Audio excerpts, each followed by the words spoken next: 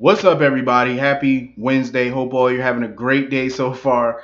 It is hot as shit. It's another hot day. Like kids are being let out of school early again today because of the heat. Like we're having another heat wave.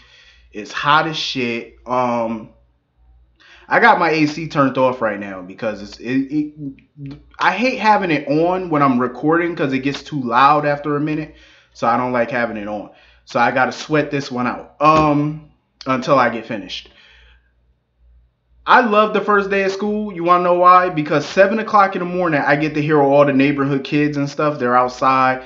These kids are bad as fuck. I'm gonna say that right now. Like they be outside literally telling their mothers, "Oh, I ain't going to school." I hear this shit every year when it's the first day of school from these little badass kids. I ain't going to school. I ain't going. They mothers is not having it. Their mothers be like, "Yes, the fuck you are going to school." Like that should be funny as shit to hear at 7 o'clock in the morning. Like it's hilarious. They just be waking me up at 7 in the morning, like making all this noise about not going to school. I'm like, y'all little asses are going to school. I had to go to school. You're going to school. Ain't no ifs, ands, buts about it. Let's go. Y'all done had 2, 3 months off. You let's go. Get back to it. Um. So anyway, getting into this video, GH. I'm gonna start with Christina first. Christina made the decision to move back to Port Charles full time. Her and Parker are officially broken up. Um. It was a weird scene in a way because it's like Sonny told Alexis that they shouldn't interfere with Christina finding a job because Alexis suggested that Christina become a paralegal. But Christina didn't want to do it because she didn't know shit about paralegal, being law, and she didn't know nothing about being a lawyer, paralegal, whatever. She didn't know nothing about that stuff. And Alexis basically told her, I can help you. You know what I'm saying? So she didn't want to do that. Sam was like, just let her figure it out herself. Sonny told Alexis we shouldn't interfere with her finding a job. Let her do it on her own. I'm sure she could find something on her own. How you gonna tell her not to interfere with a job? And if she could find one on her own, the first thing that came out of Christina's mouth, she asked Sonny for her old job at Perks back as a manager. She asked Sonny for her old job back. Sonny probably would have gave it to her, but he already hired a new manager while she was gone. I found that scene so funny because it's like, what world does Christina live in? You left your job at Perks as a manager months ago to go to Portland with Parker. Did you really think you were going to come back to Port Charles and that job was just going to be sitting there waiting for you? No, that's not how it works. When you quit a job and you leave, usually all the time, 10 times out of 10, they're going to hire somebody to replace you. You can't just come back to town and think that you're going to get your old position back. And Sonny could have just gave it to her and fired the person that he hired, but I'm glad Sonny said, no, I'm not going to do that. I can't do that. I'm glad he's just letting her figure this out on her own. Now, as far as her living situation, Alexis wanted her to move back in with her. Christina wasn't feeling it. Sonny wanted her to move in with him, but Christina wasn't feeling it because of everything going on at Sonny's house with Mike. It's a big mess. So, of course, she's going to move in with Sam. I wasn't surprised that she was going to move in with Sam. I wasn't shocked because she's closer to Sam. And besides, her and Sam, she feels more comfortable around Sam as far as like divulging all of her truths. She feels more comfortable. And I like that. If it was me, I'm just saying, I would have had to move in with Alexis. I'm just saying. The reason being is because Alexis is in that house by herself. There's no distractions. There's nobody else there. It's in a secluded area. You ain't got to deal with no bunch of neighbors. It's quiet. And the house is fucking big and beautiful. I'm just saying, that house, it looks comfortable. I would have probably chose Alexis' house. I'm just saying. But I'm not shocked that she's moving in with Sam. I feel like at this point, Christina is trying to find herself, and I feel like the right career will come along. And I have to agree with Sam and Sonny and all them. It takes a while to find out what you want to do. It does. I think, me and my friend were just talking about that on the phone the other day. Like, trying to figure out what we all want to do career-wise. Like, this is what me and my friends be talking about. We sit and we talk about careers all the time. Every time we all go out to eat and stuff, we always talk about life and the future and what we want to do. Because we're all in our 20s. Like, I'm 25. Another friend of mine is 25.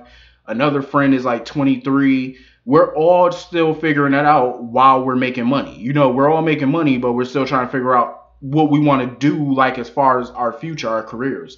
So it's relatable. That's why I'm loving this whole Christina thing, because it's relatable. I can definitely relate to it. You know what I'm saying? Because I'm kind of in the same boat. You know what I mean? So that's what I love about it so much. So anyway, Peter Peter is acting like a bitter Betty. He's acting so bitter.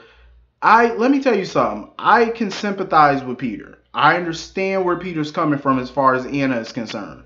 He's upset because he was raised by that monster Faison, so I get it.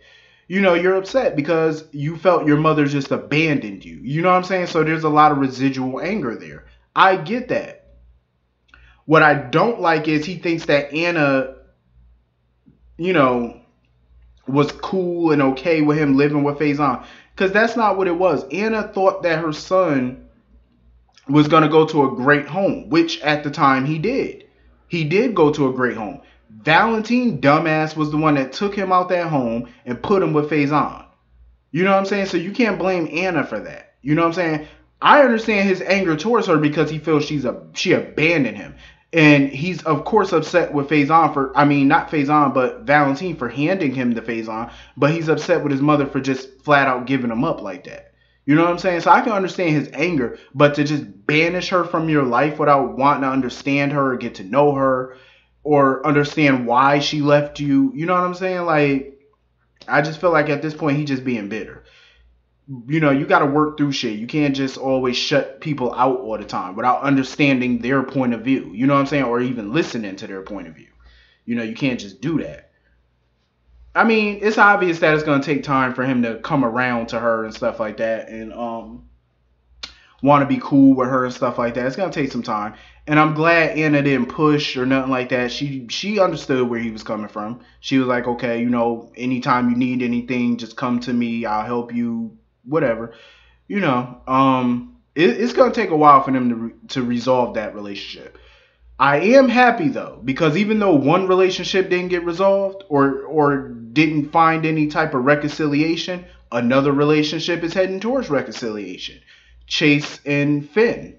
And I'm happy. You know what I mean? Because I'm glad that Finn is starting to come around to Chase and he's starting to give him a chance. And, you know, he was really impressed that, you know, Chase wanted to come find him and save him and help him. You know what I mean? Like, I like that. You know what I mean? Like, he understood it and it's making him come around. You know what I mean? And I hope to see more of their brother relationship. I hope to see more of them reconciling and getting to know each other and hanging out. Because we do need more family relationships on this show. Because it seems like some family members just don't act like family members. You know, they're so distant from each other. You know, we don't have really no friendships on this show, no family relations on this show. And it's like we need more of it. You know what I'm saying?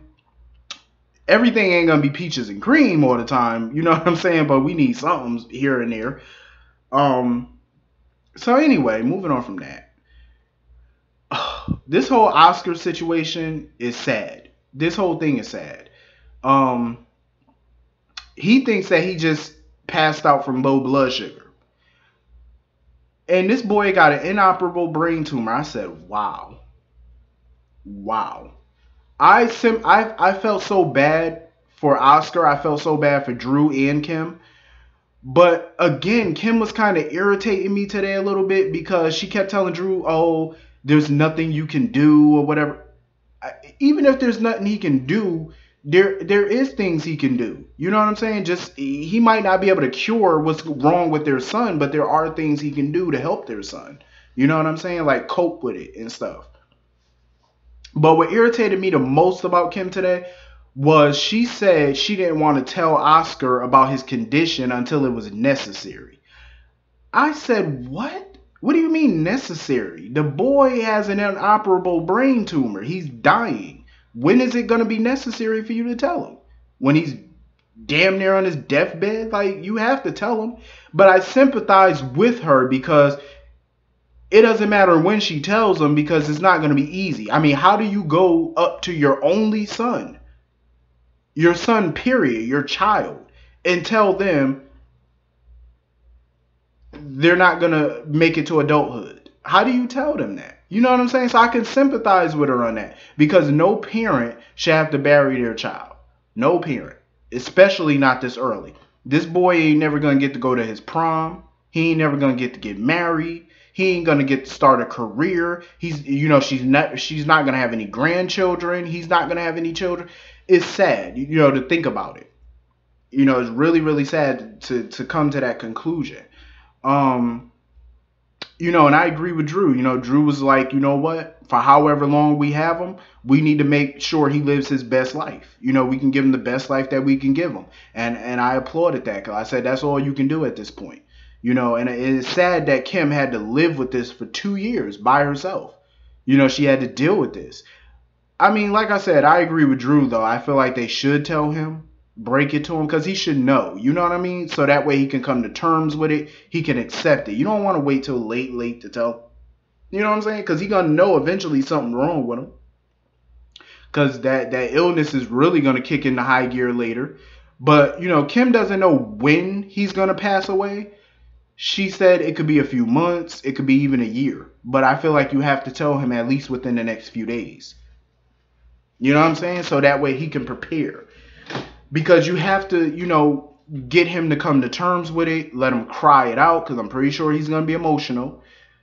And Jocelyn, of course, is not going to take it well. I did like their scenes together, though. Jocelyn and Oscar. He made that video montage of the two of them in the park and stuff like that. I loved it. It was a beautiful thing. I know this is going to be hard on Jocelyn. It's going to be hard on Oscar. It's going to be hard on everybody. I was hoping they wouldn't go this route. I was hoping for some type of miracle. I still am hoping. Because I'm like, not only is he a child, I actually grown to like the character of Oscar. I actually do like the character. I know a lot of fans say they don't care about his character. They feel like he's a nerd. He's corny. He's lame. He's not important. In my opinion, I grew to like the character. You know what I'm saying? And he is a Quartermain. And I hate the fact that they're potentially killing another Quartermain off before he even gets his bearings on the show. And, Drew didn't even get to know his son that long. You know what I mean? He just found out about his son not too long ago. And to lose him that fast, that's heartbreaking. It really is. It's sad and it sucks. Cameron, he's all up in this love triangle right now. When he saw Jocelyn and Oscar kissing and stuff, he just got all sad and shit. That little boy, Elizabeth needed to take a belt to his ass. I'm just saying, all this punishment, grounding is clearly not working for the boy.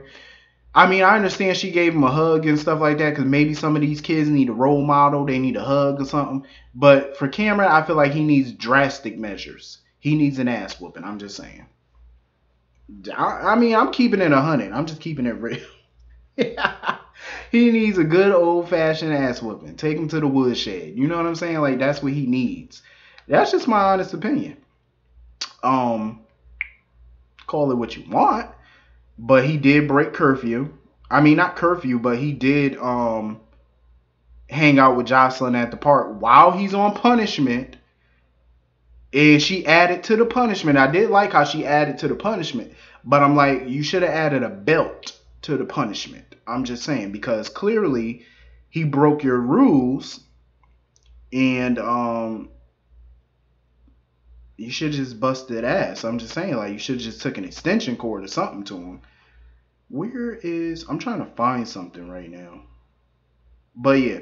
It's a sad ass situation. It really is. I couldn't imagine going through what Kim and Drew are going through right now. I couldn't fathom. I really couldn't. I would be losing my mind. If I found out my only child, I don't even care if I had more than one child. Just my child in general is dying and there's nothing I can do about it. If I was in that hospital, I'm sorry, they would have had to call the police, because I would have been trashing that place. That's how angry I would have been. Like, I would have just been throwing shit, cussing people out, just out of anger. Like, you know what I'm saying? Rage. You know what I'm saying? Like, you just can't help yourself. You gotta toss some shit. You gotta smack a bitch.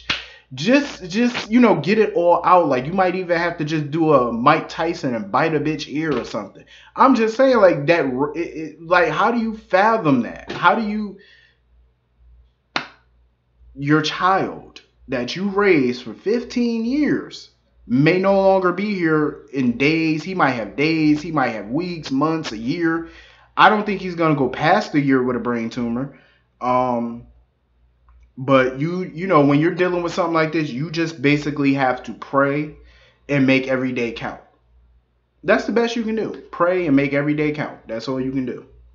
Um, so anyway, I think that's everything in this episode because they didn't have a whole lot of scenes today with different characters. So, um, hit the comment section. Let me know what y'all thought about this episode. I will see y'all all later. I hope you all have a great day. Peace.